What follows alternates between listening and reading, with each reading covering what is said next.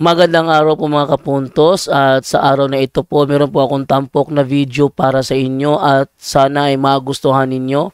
Kaya sa mga bago pa po sa aming channel, please po don't forget to hit the subscribe button at ang notification bell para maging notified kayo sa bawat video na ilalabas ko sa channel na ito. At bilang kahilingan po ng punto por punto team at naway maintindihan po ninyo, sana po wag nyo pong i-skip yung mga ads sa aming mga video. Sa maliit na bagay na po na yan, malaking tulong po yan sa ating programa at sa ating ministry. Sana po maunawaan po ninyo. Maraming salamat po, kaya wag na po natin patagalin. Simulan na po natin.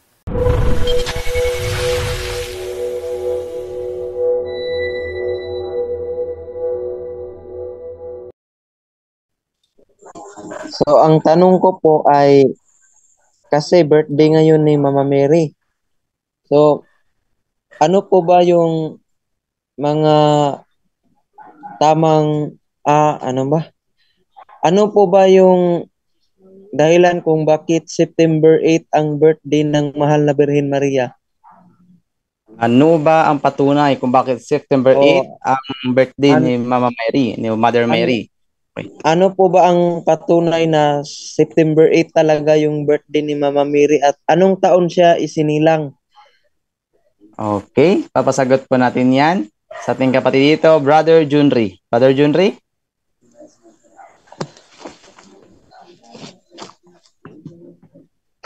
Yes. Rinig ba ako, bro? Naririnig ba? Opo. Oo. Well, no. Significant year kung anong taon, busy pa. So, before Christ yun. So, alam naman natin na ang pagbibilang ng taon nangyari lang after ng Anno Domini, no? Sa panahon ng ating Panginoong Jesucristo. So, before Christ, syempre, hindi pa matukoy ang taon, kaya nga ang mga scholar, palagi nilang ang kanilang kwintada, no, sa panahon before Christ is always BC, before Christ. So, that was happen, syempre, no, 4th BC, I guess. Ganun, mga ganong taon siguro. No, apat na siglo. Apat na siglo ba? Basta mga ganun, kapatid, na hindi na natin matukoy kasi wala namang specific year talaga na binanggit ang simbahan kung kailan ang taon ng kapanganakan ng Inang Birheng Maria. So, hindi na natin yan, wag na natin yan problemahin, no? Pangalawa, ang tanong mo kung ano yung batayan ng simbahan, no, sa kapanganakan ng Inang Birheng Maria. Well, ito ay pag-aalala lamang, no, pag-aalala natin sa kapanganakan ng ating Inang Birheng Maria, no? Dahil special po kasi na tao ang ating Inang Birheng Maria. Higit siya sa babae na lahat. Ano bang ibig sabihin nun? Siya lamang ang babae na bukod tanging namuhay na pinalaya sa kasalanan. Hindi man lang nabahiran ng kasalanan. Kaya nung pinagli siya ng kanyang ina, tinawag siya sa simbahan na Immaculate Conception or conceived without original sin, no? Nung pinaglihi pa lamang siya, ay wala na talaga siyang bahid ng kasalanan. Espesyal ang ating Inang Birheng Maria. So, yun ang ating inaalala, no? Dahil napag-alaman ng simbahan na at the very first moment of Mother Mary's life, siya ay isa ng modelo. Modelo na siya ng modelo ng likas na na tawag diyan yung putli. Ano yung putli sa Tagalog? Putli. Ano ba yung putli sa Tagalog? Malinis, yung bang, bro. Pure. Yan, pure. So, in English, puro pala, no? So, isa siyang modelo ng pureness, no? Yung talagang walang bahid ng kasalanan. So, inalala ng simbahan yan para mapagnilayan natin mga Kristiyano, no, na yun pala ang plano ng Diyos sa lahat ng tao sana, no? Tulad ni Mother Mary na talagang preserve ng Diyos na hindi siya mabahiran ng kasalanan. So, ang ating simbahan, ay nagdeklara ng dogma no na Immaculate Conception. So ibig sabihin nung pinaglihi pa lang si Inang Bering Maria, siya ay kalinis-linisan, no? Wala siyang bahid ng kasalanan nung pinaglihi pa lamang siya ng kanyang ina sa sinapupunan. At ang diniklara ng simbahan ang dogma na yan December 8. So December 8. So nung December 8, doon naman kinumpit ng simbahan ang kapanganakan ng Inang Birheng Maria. Kasi from December 8, so yun na yung nag-conceive ng ating Inang Birheng Maria. Nandun na siya sa tiyan ng kanyang ina na si Santa Ana. So from that very moment, December 8, binilang ng simbahan kasi in natural law, ang babae manganak 9 months, di ba? So every 9 Opo. months nanganganak ang babae. Kaya binilang ng simbahan from the day of conception, or from the moment of Mother Mary's conception, then binilang ng siyam na buwan. So from December, January, February, March, April, May, June, July, August, September. So September 8 ang pinaka-exact na ano ng simbahan na tawag ito, kalkulasyon ng simbahan, no? So pinaniniwalaan natin ngayon na itong araw na ito ay pag-aalala lamang no sa kapanganakan ng Inang Birheng Maria, no? Pero hindi natin alam kung December 8 ba, September 8 ba talaga siya pinanganak. Ito ay pag-aalala lamang sa taon o sa panahon ng pinanganak ng ating Inang Birheng Maria ayon sa dogma ng simbahan na diniklara noong December 8 na Immaculate Conception. So, pagpapaalala lang ito sa atin kapatid, no, na kailangan nating bigyang parangal ang kadakilaan ng Inang Birheng Maria, no, yung pagiging preserved niya, no, kasi she was preserved by God during her conception, then napatuloy yan hanggang sa siya ay lumaki, hanggang sa siya ay tinawag na Diyos, hanggang siya ay pinanganak niya ang ating Panginoong Jesucristo, hanggang sa siya ay namatay at inakyat sa langit, siya ay nanatiling pure, hindi siya kailanman nagkasala. So nag-start ang yung purity ni Mother Mary in her conception and yung kanyang kapanganakan. So inaalala natin yung kapatid. Yun ang turo ng simbahan. Kung bakit nagsiselebrate tayo ng kaarawan ng Inang Birheng Maria sa araw na ito. Ang sunod ko na tanong, kung sinong Pope ang nag-declare na September 8 yung birthday ng mahal na Birhen Maria? Well, sinong Pope, tingnan muna natin kung sinong Pope. Ang as far as I know kasi, no, sa nabasa ko sa libro, ang explanation, Church, no, at hindi ko nabasa kung sinong Pope ang nagsabi, pero siyempre meron yan kasi hindi naman yan ipapaniniwalaan ng simbahan kung hindi idideklara ng Santo Papa. Okay? So, tingnan lang muna natin kung sinong Papa, no, kasi hindi ko pa nakita sinong Papa, no, who Pope declared the birth of Mother Mary.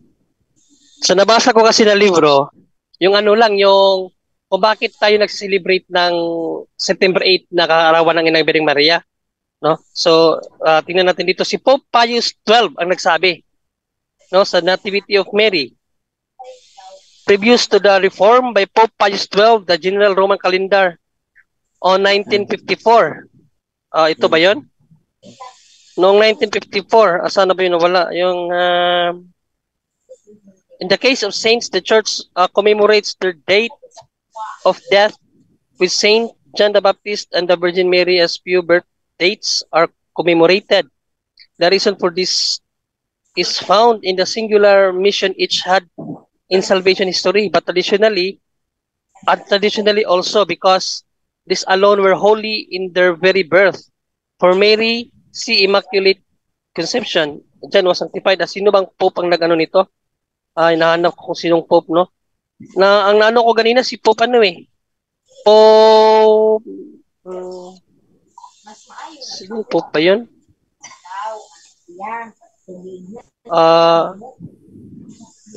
So sa nabasa ko kanina kapatid na nawala kasi nung clinic ko yung link, di ko na makita yung name. Pero dito sa sa Wikipedia, the Nativity of Mary previews to the reforms by Pope Pius XII, the General Roman Calendar of 1954. Keep the Nativity of the Blessed Virgin Mary as an octave since the octave was hanggang dito lang eh. Hindi ko maano yung awit na basahin contention but Nativity. Iba pag na-click ko na sa iba yung lumalabas eh. Pero ayon dito sa Wikipedia bro, si Pope Pius XII bro, 1954. So, last ko na lang po ito na tanong. Yes. Paano po ba nabuo ang mahal na Birhen Maria sa sinapupunan ni Santa Ana? Katulad din po ba wait lang nga. Wait lang bro, may nakita ko dito no, the birth of our mother, no? So yes, sabi yes. dito, on November 21, 1964, Pope St. Paul VI officially declared the Blessed Virgin Mary Mother of the Church. So si Pope, si Pope Paul VI officially declared the Blessed Virgin Mary Mother of the Church. This title is really an ancient one for Our Lady. St. Ambrose of Milan spoke of Mary using this title in the 4th century. Pope Benedict XIV invoked her under this name. In 1748, Pope Leo XIII did likewise in 1885. Pope St. John Paul inserted in the Catechism of the Catholic Church. Pope Francis established the Blessed Virgin Mary Mother of the Church as a Mother of the Church pala to. No? Ba't ganun? Ba't iba na yung nakasulat pag piniklik ko? So, ganito lang bro, no? Bukas, no? Hanapin muna natin kung sinong Pope, no? Nagdeklara. Ano yan? So, sa ngayon, sa bukas na lang siguro kasi para makapagtanong pa naman yung iba. Okay, so last na lang po ito na tanong ko.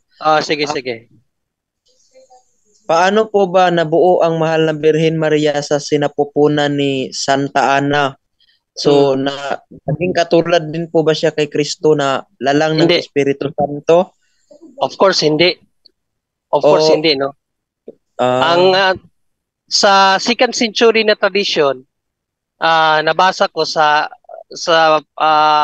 Bible Dictionary ni Scott Hahn, ang kanyang mga magulang, no, lalong-lalo na si Santa Ana, hirap manganak. Katulad ng kanyang, parang lahi nila yan, no? Di ba si St. Elizabeth din, hirap siya nanganak. Hirap siya magbuntis pala, mag-anak tuloy. Hirap magbuntis. Kahit si St. Elizabeth, nung pinagbubuntis niya si St. John the Baptist, ang hirap, matanda na siya.